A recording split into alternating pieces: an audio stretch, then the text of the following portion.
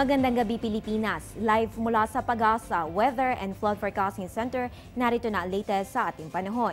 Nakahanda ang National Disaster Risk Reduction and Management Council sa pananalasa nitong si Bagyong Vinta. Patuloy ang pag-uugnayan ng mga Regional Operations Center nito, lalo na sa mga lalawigan nasa ilalim ng Public Storm Warning Signals. Kabilang sa mga nakahandang ahensya ang Philippine Coast Guard sa Luzon, Armed Forces of the Philippines at Philippine National Police. Nakahanda na rin ang emergency resources ng Department of Social Welfare and Development at ready na rin ang mga pang-clearing operations ng Department of Public Works and Highways sa mga lugar na maaapektuhan ng bagyo.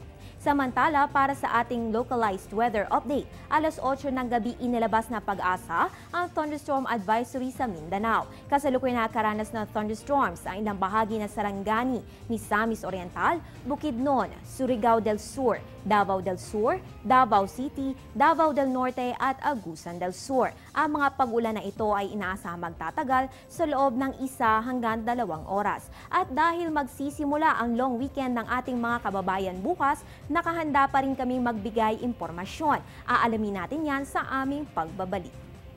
Teng, ang package.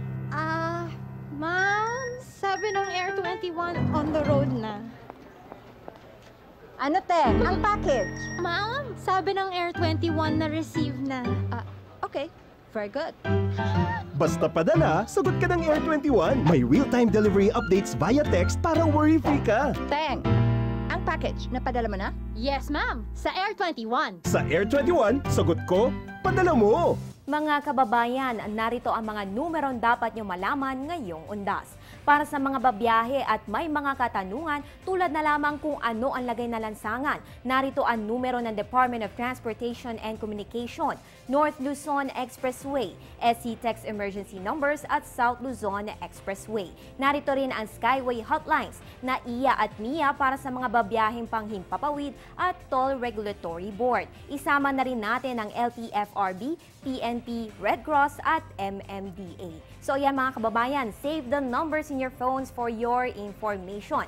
Para naman sa lagay ng panahon saan man ang inyong lakad, i-check lamang ang Panahon TV Facebook at Twitter accounts. Antabayanan na rin ang susunod na update pagkatapos ng News Live. Ang update na ito ay hatid sa inyo ng Panahon TV Express kung saan walang pinipiling panahon ang pagbibigay impormasyon. Ako po ang inyong weather girl April Enerio. Magandang gabi.